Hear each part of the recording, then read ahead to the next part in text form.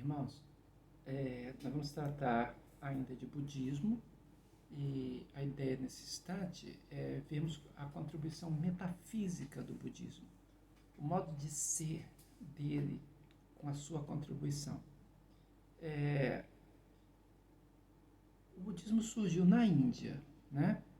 Sendo forte até o século X. Aí diminuiu e substituiu no Ceilão, né?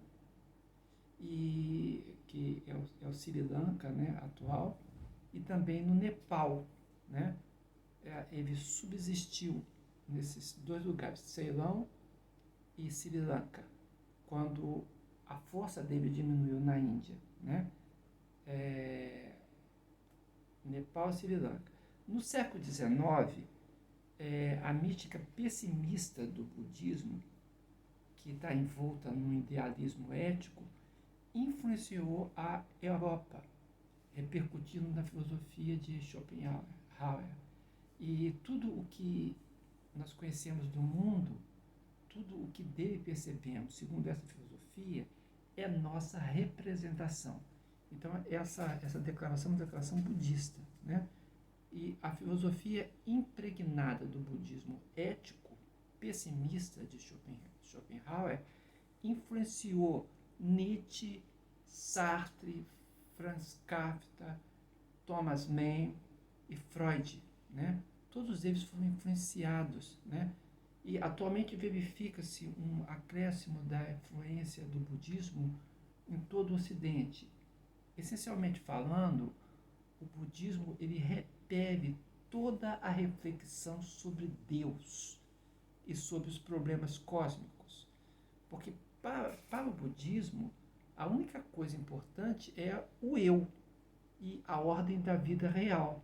Então, a reflexão a respeito de Deus, ela é destituída, né? E isso foi um atrativo para essa filosofia e ciências humanas na Europa. No budismo, nós vemos uma aplicação lógica dos princípios filosóficos que estão expressos no Upanishad, né?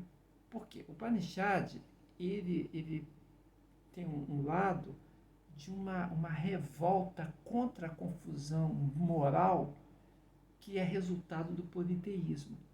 Então não há lugar para deuses, né? Num panteísmo como o do Vedanta, né? Então a gente já viu que a escolha de Buda foi a escolha do caminho do meio. É um dos caminhos do hinduísmo, né? E a vida monástica nem sempre estava aberta para todas as pessoas. Então, o que o budismo construiu? Ele construiu que a vida monástica não precisa ter votos vitalícios. E muitos monges e monjas, né, porque a mulher também pode alcançar, podem voltar para a vida familiar após período de meses ou mesmo anos. Em geral, os budistas eles são vegetarianos, né? Mas não necessariamente, porque pode ter permissão de comer carne se tiver dificuldade com a dieta que seja apenas vegetal. É claro que eu estou falando aqui, dando ênfase ao budismo Theravada, né? Porque se você pegar o budismo tibetano, né, aí é mais estrito com relação ao vegetarianismo. Pratitya Samutpada, em sânscrito, significa coisas que avançam juntas, indicando que está conectado, tudo que está conectado, e nada é a fonte de sua própria existência. Esse é o pensamento. Isso levou à reflexão do que é conhecido como as três marcas da existência: Anicca, Dukkha e Anatta. Então, Anicca, que é a primeira marca da existência, no budismo diz que tudo é impermanente e tudo está sujeito à mudança. Dukkha é o sofrimento no sentido de frustração da existência, porque nada traz satisfação plena, tudo tem limitação, né? E Anatta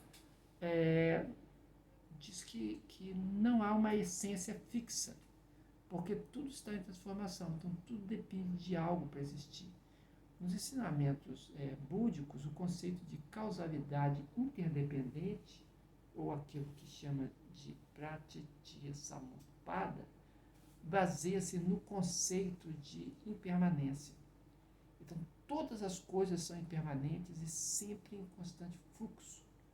Cada uma dessas coisas do universo está sempre em mudança, é mutável, está em decomposição, ou está em crescimento, ou está a morrer, ou está em renovação. Então, por isso que é visto essa interdependência e essa impermanência em fluxo, né? A originação interdependente, ou surgimento dependente, também é usado assim, diz que nada existe independentemente de outras coisas. Essa é uma dimensão crucial na lei natural universal do budismo e que torna possível a libertação, né? Então, para eles, a libertação acontecerá quando essa dimensão de interdependência, né, for quebrada. Então, o que Buda fez? Ele aplicou essa verdade geral de interdependência causal ao problema do sofrimento humano. Então, propriamente, ele construiu uma filosofia. Essa filosofia, porque cuida da existência, que são as causas últimas, então ela acaba sendo uma filosofia religiosa, mas é a construção de uma filosofia. Então, Pratitya Samutpada refere-se ao conjunto dos mecanismos de interação que dirigem esses fenômenos nas suas relações de causa e efeito. Então, este princípio de condicionalidade afirma que tudo o que acontece em qualquer plano de existência acontece em consequência ou em decorrência de determinadas condições. E quando há ausência dessas condições, então nós temos aí um cessar, né? Existe um cessar disso porque as condições foram retiradas. Assim, se temos tais e tais condições, vai acontecer isso, aquilo e aquilo lá, né? E se algo surgir alterando essa realidade que aconteceu, somado com mais aquilo outro, então poderá fazer com que outra coisa aconteça ou algo novo se estabeleça numa nova relação. Então, na extinção das condições, na extinção do efeito, ou no término de alguma manifestação que agora está alterada do que antes tinha sido colocado, também cessará o que estava determinado como novo modo. Isso, na verdade, é simples. É porque causa que gera causa, parece confuso. Mas, na verdade, é muito simples. É o mesmo que a gente dizer bem assim, que há encadeamento contínuo dos fenômenos. Pronto, está resolvido, né? Que os fenômenos surgem de outros fenômenos ou esses fenômenos estão condicionados por algum fator e que sempre haverá decorrência e causa. Então, é isso que quer dizer essa filosofia dele. Então, Pratitya Samutpada tem sido chamado pelos estudiosos do budismo, né, de originação interdependente ou gênesis condicionada, e apresenta uma formulação em diversas tradições que os fenômenos são resultados de uma existência mutuamente dependente. Então, é uma peculiaridade do budismo no campo metafísico, né? Então, essa é a contribuição metafísica na filosofia budista. Por isso se fala da roda da vida budista. O que é a roda da vida? Diz a tradição, né, que foi desenhada por Buda e preservada, né, pelos seus discípulos. Estou falando de Buda Shakyamuni, né, para descrever todos os ambientes do samsara. A existência cíclica, né, com os seres que vivem na existência cíclica, sendo que todos estão mantidos nas garras de um personagem chamado, ou designado como Senhor da Morte, né? Que é horrível, mas é o desenho que é colocado lá naquela roda, né? Na roda da vida, com garras e com tudo mais. É um jeito da cultura se expressar aqui. O objetivo do desenho é didático, para que se tenha uma lembrança da doutrina da impermanência. Tudo é impermanente. Então tem a roda, né, com o personagem estranho, né, em torno dela, com as garras nele, né, e temos as figuras em volta no aro da roda, né, e também figuras ao centro. Então, no círculo externo da roda, são 12 imagens chamada Divadasanga, né? Essa Divadasanga Pratitya Samutpada, para usar o nome completo, né? Ou uma linguagem menos oriental, os 12 fatores interdependentes, né? E esses fatores podem ser considerados como os elos da corrente em que cada um deles é causado pelo anterior. Isso explica a razão pela que a teoria budista fala tanto de renascimento, que eles chamam de samsara. Observa que é uma filosofia de mutação. E muitas pessoas se sentem confortáveis com essa filosofia. Por quê? Porque não querem um universo com causas fixas, né? E com leis de obediência, né? O cristianismo, por exemplo, apresenta um universo assim, um universo criado por Deus, sustentado por Deus, e onde Deus manifesta sua auto-revelação falando da sua vontade, né? E você não pode ser salvo conforme você deseja, você pode acessar a Deus de acordo com a determinação que ele fez. Então, você consegue perceber a distância cultural disso que eu estou falando? Então, a tradição budista, ele diz que no terceiro dia, após ter alcançado a iluminação, Siddhartha Gautama, agora como Buda, ele desenvolveu a interpretação do conjunto de mecanismos de interação que dirigem os fenômenos. Então, os 12 elos do surgimento interdependente, vou repetir, Pratitya Samutpada, até eu estou errando agora, se tornou o fundamento de todo o estudo e da prática budista. Por isso que ele está no centro da prática budista e dos estudos búdicos. Então, Buda descreveu esses 12 elos a partir da velhice e morte, porque pretendia-se no passado que o sofrimento tivesse entendido como as raízes da questão da existência. Mas isso ficou ligado no sistema filosófico antigo, né?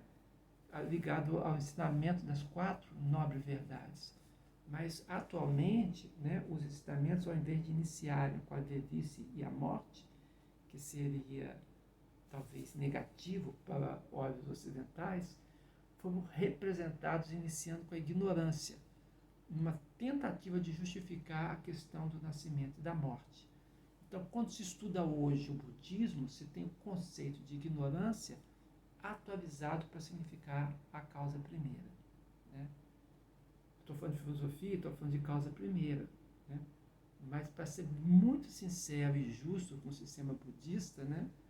Apesar que eu sou cristão e estou narrando a partir do meu óculos de entendimento, mas para a gente ser justo com o sistema budista, na tradição do ensino do Buda não se encontra alguma tentativa de formular uma primeira causa, né? Mas a gente entende que agora a causa primeira é essa, porque é o que faz a roda girar, digamos assim. Talvez você tenha notado que nessa corrente de fenômenos contínuos, desencadeando outros fenômenos, não há figura divina. Ou seja, a origem no budismo não pretende entender uma divindade originadora, porque tudo é determinado por causas e resultados causadores. Então, os fenômenos são geralmente compreendidos como interiores e exteriores, né? Mas não existe uma causa divina. Então, os fenômenos exteriores surgem de causas inerentes, que dão possibilidade às manifestações das funções nas condições que estão envolvendo o fenômeno. E esses fenômenos interiores são os que estão presentes nos seres conscientes.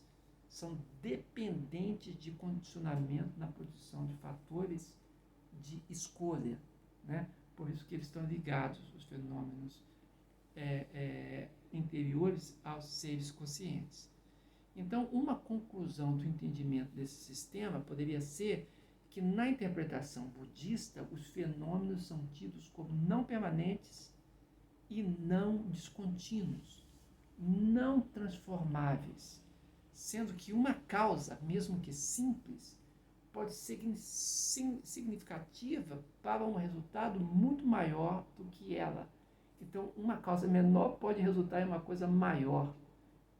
Compreende a diferença? Então, tendo em vista a causa e o seu resultado, se obtém um produto de mesmo tema nos resultados. Há um padrão na causa e não uma disrupção. Então, a partir deste entendimento, o budismo faz o seu ensino e a sua prática. Então, apesar de eu ser ocidental, mas eu estou vivendo aqui no Oriente, eu tenho procurado compreender essa cultura, compreender essa religião, para um diálogo de fé e testemunho de Cristo, né? E eu estou apresentando para você aqui, procurando apresentar as religiões mundiais dessa perspectiva interpretativa de quem vive aqui, né? Mas a minha base cristã influencia, claro, a minha análise, porque a fé cristã, ela não é apenas um conteúdo, ela trata-se de uma regeneração, de um novo nascimento para Deus, que é todo envolvente. Então, envolve também a minha interpretação e o meu olhar sobre as coisas, inclusive sobre a filosofia e a religião. De qualquer forma, nós vamos seguir na próxima aula falando dos ramos do budismo, né? E seria bom que você olhasse esse conceito de causalidade que estamos falando, que é interdependente no budismo, e a importância que isso tem para a prática da religião, para que o entendimento fique claro. Muito bem, eu sou Valdeir Contaifa e eu estou trabalhando com você religiões mundiais.